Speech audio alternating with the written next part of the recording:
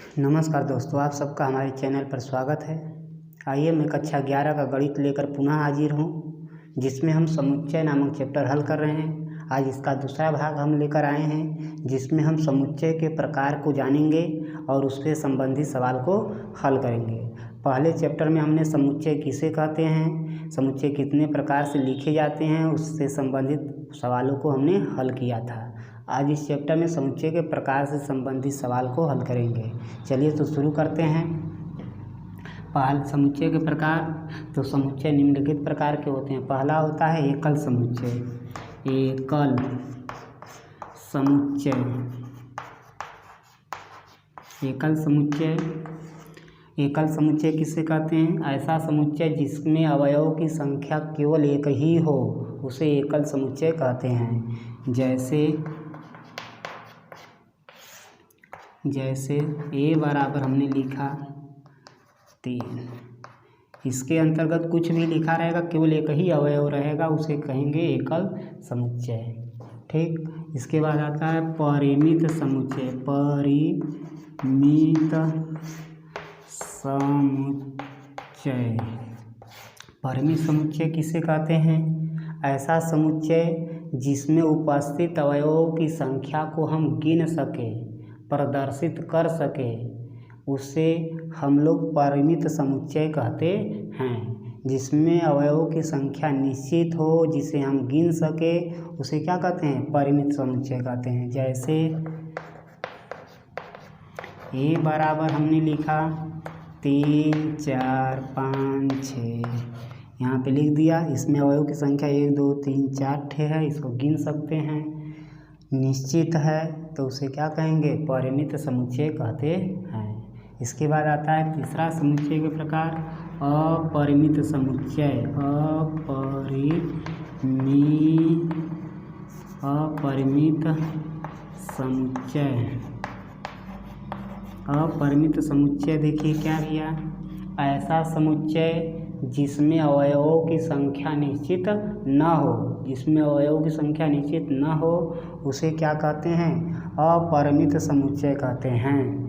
अर्थात इसमें लिखे हुए अवयवों की संख्या को गिना नहीं जा सकता है, तो उसे कहेंगे वो अपरिमित समुच्चय। जैसे हम यहाँ पर लिखे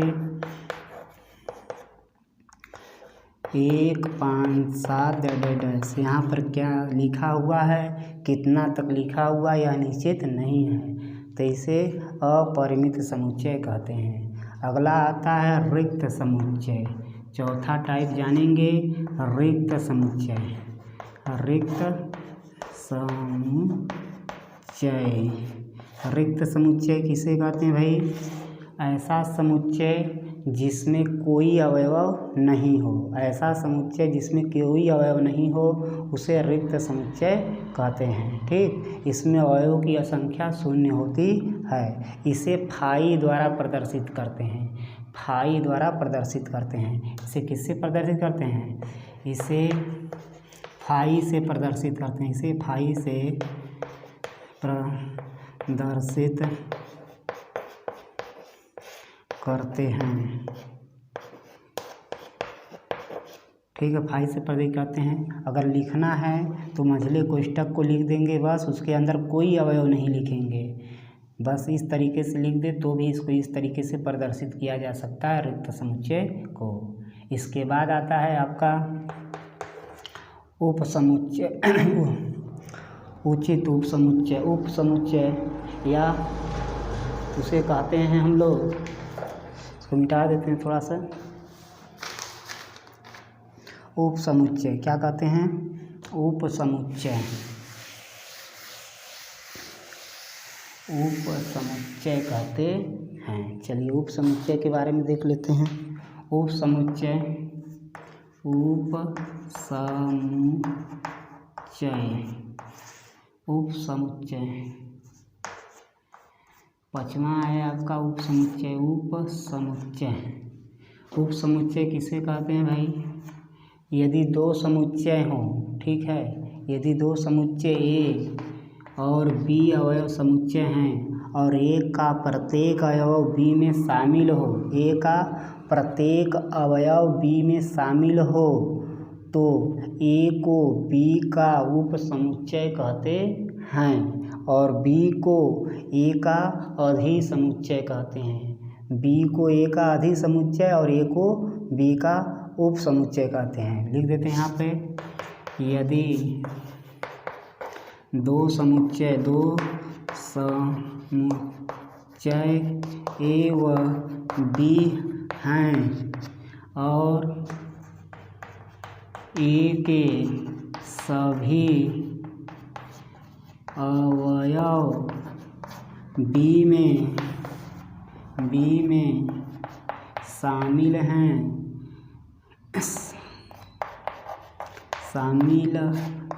या उपस्थित हैं, तो ए को बी का उपसमुच्चय कहते हैं। ए को बी का उपसमुच्चय कहते हैं। इसे ए उपसमुच्चय बी से प्रदर्शित किया जाता है।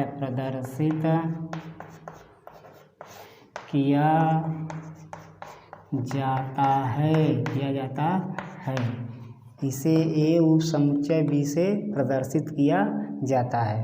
अब जो बी है उसे अधिसमुच्चय कहते हैं तथा बी को ए का अधिसमुच्चय कहते हैं।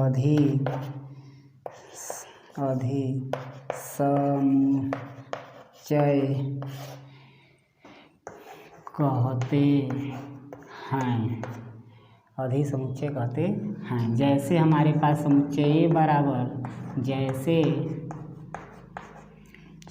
बराबर 1 3 4, बी बराबर दे दिया 2 3 4 1 5 6, इस तरीके से दे दिया हुआ है।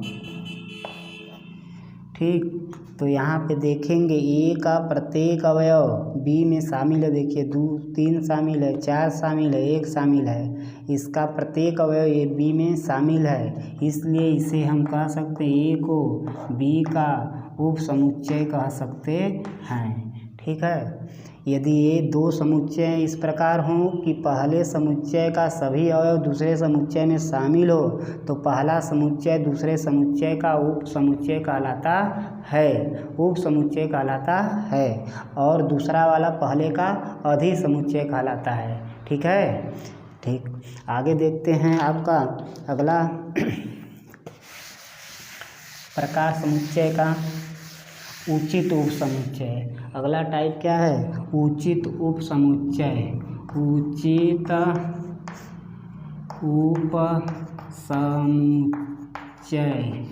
उचित उपसमुच्चय का ही एक प्रकार है। ध्यान से देखिए, थोड़ा अंतर है बस। यदि दो अवयव ए और बी हैं और ए का प्रत्येक अवयव बी में शामिल हो, परंतु बी का कम से कम एक अवयव ए में शामिल न हो, तो ए को बी का उचित उपसमुच्चय कहते हैं।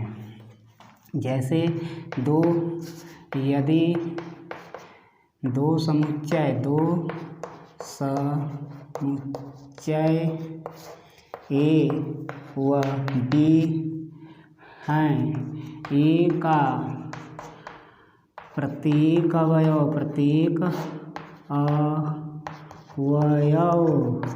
बी में है, परंतु बी का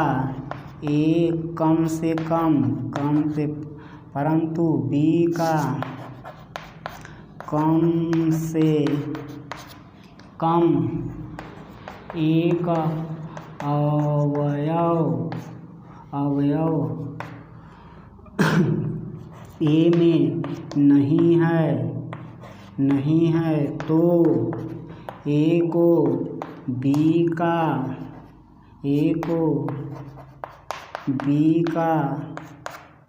उचित उपसमुच्चय कहते हैं। उचित उपसमुच्चय कहते हैं। इसे ए उपसमुच्चय बी से प्रदर्शित किया जाता है। प्रदर्शित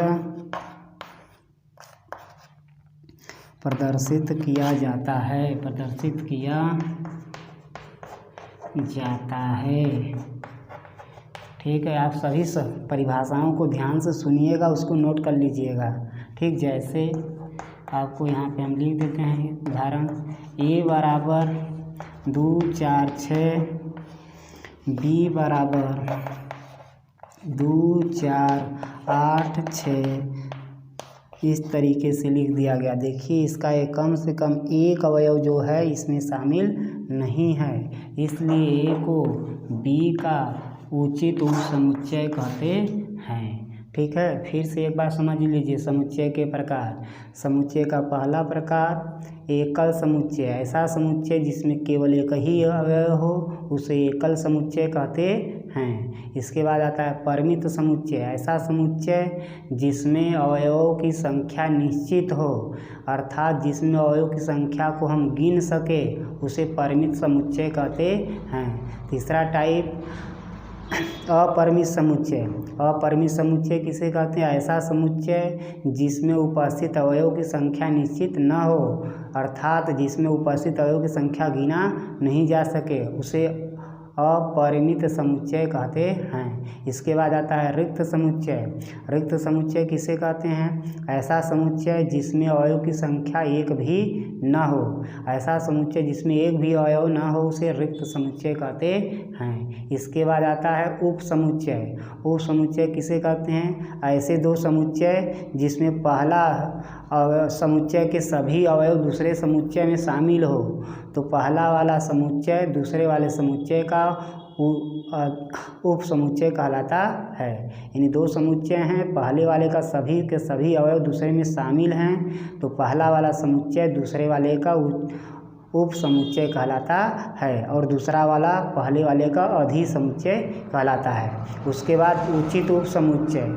उचित उप समुच्चय किसे कहते हैं? ऐसे दो समुच्चय जिसमें पहले समुच्चय का प्रत्येक अवयव दूसरे में शामिल हो, लेकिन दूसरे का कम से कम एक अवयव शामिल न हो ए में, तो उसे हम लोग कहते हैं उचित उप समुच्चय कहते हैं। तो ए को बी का उचित उप समुच्चय कहते हैं। इसके बाद सर्वनिष्ठ समुच्चय आता है। सर्वनिष्ठ समुच्चय ऐसा समुच्चय जो सभी समुच्चयों के अवयव जिसमें शामिल हो, ऐसा समुच्चय जिसमें सर्वनिष्ठ समुच्चय देख लीजिए।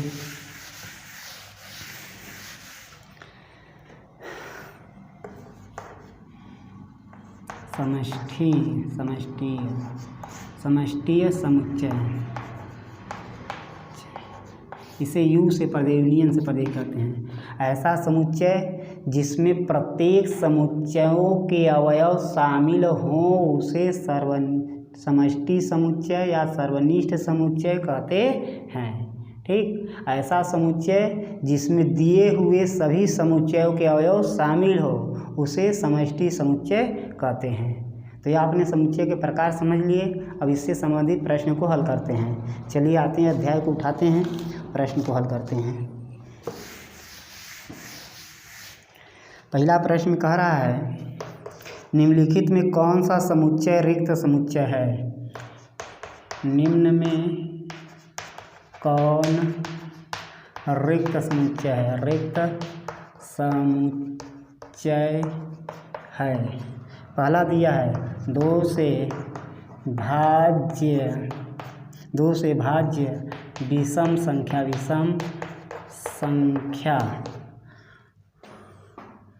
का समुच्चय। तो बताइए 2 से कोई विषम संख्या कटेगी? नहीं कटेगी, तो यह कैसा हो गया? रिक्त समुच्चय। तो यह है रिक्त समुच्चय है। क्या है? रिक्त समुच्चय है। ठीक, अगला कह रहा है दूसरा प्रश्न समभाज्य संख्या का समुच्चय। समुच्चय। तो सम संख्या हो और अभाज्य हो तो उसका समुच्चय तो होता है सम अभाज्य संख्या क्या होती है, 2 होती है। तो यह रिक्त समुच्चय नहीं है, तो यह रिक्त समुच्चय नहीं है। आगे प्रश्न में आइए। अगला कह रहा है यक्स अर्जेट यक्स एक प्राकृतिक संख्या है जो यक्स ग्रेटर लेस देन 5 और साथ ही X greater than 7 X greater than 7। महिला क्वेश्चन लग गया। कह रहा है प्रश्न यक्स एक प्राकृतिक संख्या है जो 5 से छोटा है और 7 से बड़ा है। 5 से छोटा भी हो 7 से बड़ा भी हो ऐसा कोई संख्या ही नहीं है, इसलिए यह रिक्त समुच्चय है, यह रिक्त समुच्चय है। आगे देखिए प्रश्न में क्या कह रहा है। वाई सच दैट वाई किन्हीं भी दो समांतर रेखाओं का उभयनिष्ठ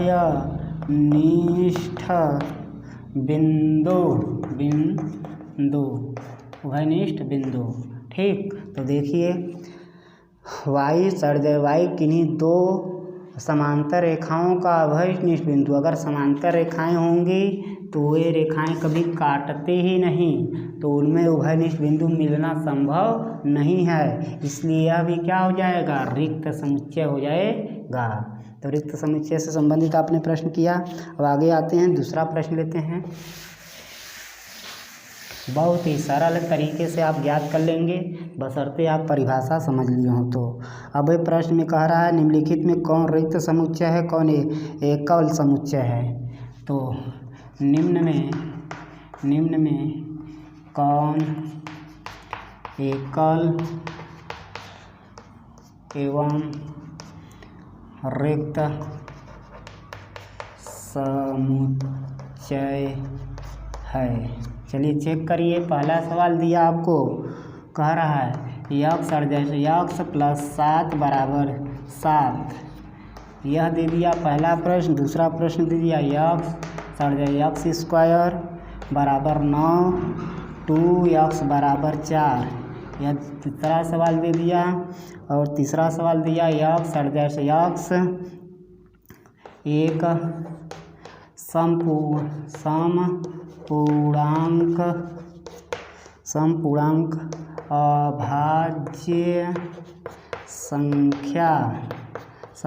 अभाज्य संख्या है। अगला प्रश्न दिया x belong natural number, x is less than 1। अगला प्रश्न दिया आपका यक्स एक वास्तविक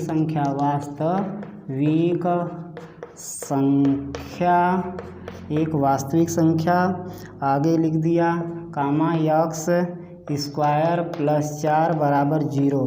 तो चलिए इस पांचों प्रश्नों में हमको चेक करना है कौन एकल समुच्चय है, कौन रिक्त समुच्चय है। चलिए देखिए एकल समुच्चय कौन रिक्त समुच्चय, इसे चेक करना है। देखिए ध्यान से, इसमें देखिए इसको हल करेंगे आप, यहाँ से हल करके दिखा देते। यक्स प्लस 7 बराबर 7 दिया, इसको इधर ले आके घटा देंगे तो क्या बच जाएगा, इधर जाकर यह 7 माइनस 7 बराबर क्या आ गया 0, यानी कुछ भी नहीं बचा। तो यह किस प्रकार का समुच्चय हो गया, रिक्त समुच्चय हो गया। यह क्या है, रिक्त समुच्चय है। क्या है, रिक्त समुच्चय है, समुच्चय। ठीक, इसमें आइए, इसमें कह रहा है यक्स स्क्वायर बराबर क्या कह रहा है 9, तो इसको हल करेंगे तो कितना आएगा आपका, इसको हल करने पे यक्स स्क्वायर बराबर के 9 बराबर तुम्हारा आ जाएगा प्लस माइनस 3, और यहाँ से हल करेंगे 2x बराबर 4। तो यक्स का अगर मान रखें यहाँ से, यक्स का मान यहाँ से जो प्राप्त हुआ 3, यहाँ 3 रखें तो 3 दूनी के 6 आ जाएगा, जबकि यहाँ पे दिया कितना है 4, जो कि संभव नहीं है, जो कि संभव नहीं है। इसलिए यह भी क्या है, रिक्त समुच्चय है। यह भी रिक्त समुच्चय है, समुच्चय है। आगे में आइए, कह रहा है एक सम पूर्णांक अभाज्य संख्या, सम भी हो, पूर्णांक भी हो, अभाज्य भी हो, तो है वह क्या है, 2 है। इसका उत्तर क्या होता है, 2। तो इसलिए यह क्या है, एकल समुच्चय है, एकल समुच्चय है। अगले में देखिए, कह रहा है एक नेचुरल नंबर प्राकृतिक संख्या है जो 1 से क्या है, छोटा है। 1 से छोटा कोई प्राकृतिक संख्या नहीं होती है, इसलिए यह क्या हो गया, रिक्त समुच्चय, रिक्त समुच्चय हो गया। क्या हो गया, रिक्त समुच्चय। आप ध्यान से समझिए, कोई दिक्कत परेशानी हो तो बोलिएगा। यक्स एक वास्तविक संख्या है जो कि यक्स स्क्वायर प्लस 4 बराबर के क्या, 0। तो इसको हल करेंगे तो यक्स स्क्वायर प्लस 4 बराबर 0, यक्स स्क्वायर बराबर -4 आ जाएगा, यक्स बराबर माइनस करड़ी में 4 का वो करड़ी में जाएगा, और यह किसी का वर्गमूल निकलेगा नहीं, तो यह काल्पनिक संख्या हो गया, ये वास्तविक संख्या नहीं है। तो इसलिए भी यह रिक्त समुच्चय हो गया, रिक्त समुच्चय। इस तरीके से आपने रिक्त समुच्चय पढ़ा, एकल समुच्चय पढ़ा। आगे देखते हैं अगले प्रश्न में क्या पूछ रहा है आपका। तीसरे प्रश्न में आ जाते हैं। तीसरे प्रश्न में आपको कह रहा है निम्नलिखित में कौन रिक्त समुच्चय कौन एकल समुच्चय, पुनः पूछ दिया है। निम्न में रिक्त एवं एकल समुच्चय ज्ञात करें। चलिए देखिए, पहला सवाल दिया आपका यक्स अड़जैत यक्स प्लस 4 बराबर 6, ठीक। दूसरा प्रश्न दिया आपको यक्स अड़जैत X square minus 6x plus 9 बराबर 0। तीसरा प्रश्न दिया आपको यक्स अड़जैत यक्स अड़जैत 8 greater than or equal to करके दिया हुआ है 9, X greater than less than 9, यह दिया हुआ है। अगला प्रश्न दिया यक्स अड़जैत यक्स बराबर यक्स स्क्वायर। अगला प्रश्न दिया हुआ है, कहाँ गया आपका पाँचवा में देखिए x is greater than less then यार इक्वल टू यक्स दिया हुआ है, ठीक। अगला प्रश्न दिया हुआ है यक्स लेस देन यक्स, यहाँ पे दिया हुआ है। और क्या लिख दें, बस करिए, एक सवाल और है यक्स अड़जैत 3x बराबर 4। इसको ले आइए, इसको बनाइए, ये बनाइए। चलिए पहला देखिए क्या प्रश्न कह दिया है, कह रहा है यक्स प्लस 4 बराबर 6, इसको हल करेंगे यक्स प्लस 4 बराबर 6, तो हल करके क्या आ जाएगा, यक्स बराबर इधर आके घट के 2 बच जाएगा, तो 1 मिला, तो यह कैसा समुच्चय है, एकल समुच्चय, एकल समुच्चय है, एकल समुच्चय है। इसको हल करिए तो इसको गुणनखंड X square plus 6x plus 9 बराबर 0, इसको गुणनखंड करेंगे तो यक्स स्क्वायर प्लस 3 है माइनस 3x प्लस 9 बराबर 0। यक्स कामन ले लेंगे, आपका कितना आएगा, यक्स -3 बचेगा, इन दोनों में कामन -3 कोष्टक में बच जाएगा, भाग देने पे यक्स से भाग देंगे 3, माइनस लिए हैं कामन तो माइनस से ये प्लस हो जाएगा, जो बदल जाएगा, तो यक्स -3 और यक्स -3, इस तरह से आ जाएगा यक्स बराबर कितना आपका 3, इससे भी 3, तो क्या मिल जाएगा, एक ही चीज़ 2 बार आ गया है, तो ये भी क्या है, एकल समुच्चय है। क्या है, एकल समुच्चय। कोई एक ही चीज़ 2 बार आता है तो उसे समुच्चय में एक ही बार लिखा जाता है, पहले वीडियो में हमने बताया है, ठीक। एक ही चीज़ को 2 बार नहीं लिखा जाता है, ठीक। आगे प्रश्न में आइए, देखिए प्रश्न में क्या कह रहा है। तीसरा प्रश्न कह रहा है यक्स से 8 से बड़ा है 9 से छोटा है, 8 से बड़ा कोई संख्या है और 9 से छोटा है, तो कोई संख्या संभव नहीं है, यह कैसा है, रिक्त समुच्चय है, रिक्त समुच्चय। आगे देखिए यक्स स्क्वायर बराबर इधर दिया यक्स बराबर यक्स स्क्वायर दिया है, इसको इधर ले जाएंगे तो क्या हो जाएगा यक्स माइनस यक्स स्क्वायर बराबर 0। इन दोनों में से कॉमन ले लेंगे तो क्वेश्चन में बचेगा 1 माइनस यक्स बराबर 0। तो यक्स बराबर एक बार 0 और यक्स बराबर एक बार 1। तो इस तरीके से इसमें दो वैल्यू आई, इसलिए यह क्या हो गया एकल समुच्चय नहीं है। क्या है? एकल समुच्चय नहीं है। कैसा समुच्चय है? न रिक्त समुच्चय है न तो एकल समुच्चय। एक काट देंगे तो एकल समुच्चय बन सकती है, दो रिक्त समुच्चय भी नहीं है। न तो रिक्त है न तो एकल है, न तो रिक्त है न तो एकल है। यह कैसा समुच्चय है? परिमित समुच्चय है। आगे आइए इसको लेते हैं। X greater than or equal to less than or equal to x, इसमें करें तो इसको क्या करें, दोनों को इधर दोनों तरफ बराबर बराबर हैं, कट के क्या हो जाएंगे समान हो जाएंगे। इसलिए क्या हो गया यह न तो रिक्त समुच्चय है न तो एकल समुच्चय है, न तो रिक्त समुच्चय, क्योंकि परिभाषित नहीं है। कोई भी संख्या अपने से बड़ा अपने से छोटा नहीं हो सकती है, बराबर हो सकती है, बड़ा छोटा नहीं हो सकती है। रिक्त है न तो एकल। कोई भी संख्या स्वयं से न तो बड़ा होती है न तो छोटा होती है, बराबर केवल होती है। यहाँ पे आइए, इसमें यक्स यहाँ भी तुम्हारा दिया है। यक्स क्या कह रहा है कि यक्स अपने आप से छोटा है, अपने आप से छोटा भी है बड़ा, छोटा भी है बड़ा भी है, तो ये संभव नहीं है। तो क्या है? कोई समुच्चय नहीं है, तो रिक्त समुच्चय है। कुछ नहीं मिल रहा है इसमें, रिक्त समुच्चय। यहाँ से इसको हल करेंगे तो क्या आएगा? एकल समुच्चय आएगा, एकल समुच्चय आ जाएगा, समुच्चय आ जाएगा। इस तरीके से आपने एकल समुच्चय आपको छांटना सीख लिए। अब अगला प्रश्न में आते हैं, देखते हैं क्या पूछा जा रहा है। अगले प्रश्न में पूछा जा रहा है परिमित तथा अपरिमित समुच्चय पूछा जा रहा है। परिमित अपरिमित बताना है, परिमित व अपरिमित समुच्चय बताना है। पहला दिया है वर्ष के महीनों का, वर्ष के महीनों का समुच्चय। कैसा समुच्चय है? परिमित समुच्चय, क्योंकि गिन सकते हैं। परिमित समुच्चय है, अगला प्रश्न दिया, कह रहा 1 2 3 डैश ऐसे दे दिया, तो कहाँ तक लिखा पता नहीं है, तो इसलिए क्या है अपरिमित समुच्चय है।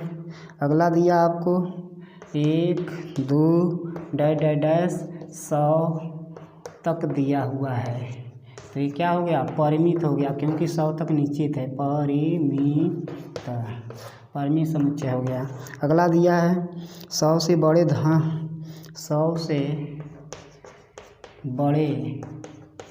धनात्मक संख्या।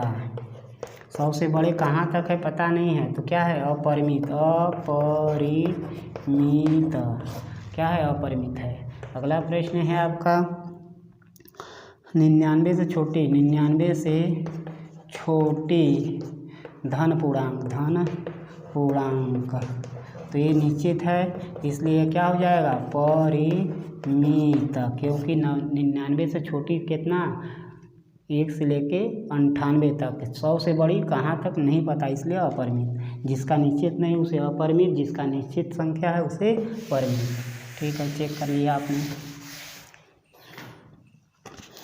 आगे देखिए समान समुच्चय चेक करना है। समान समुच्चय ए बराबर दिया है ABCD, बी बराबर दिया है DCBA। पूछ रहा है क्या समान समुच्चय है, तो देख लीजिए ABCD, इसमें भी सभी वही संख्या है, तो ये क्या है? समान समुच्चय है। क्या है? समान समुच्चय है। ठीक है, आगे दिया है अगला 2 4 6 8 10।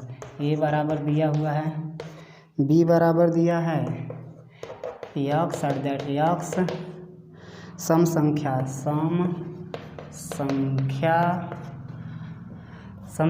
और x is less than x is less than और इक्वल टू 10।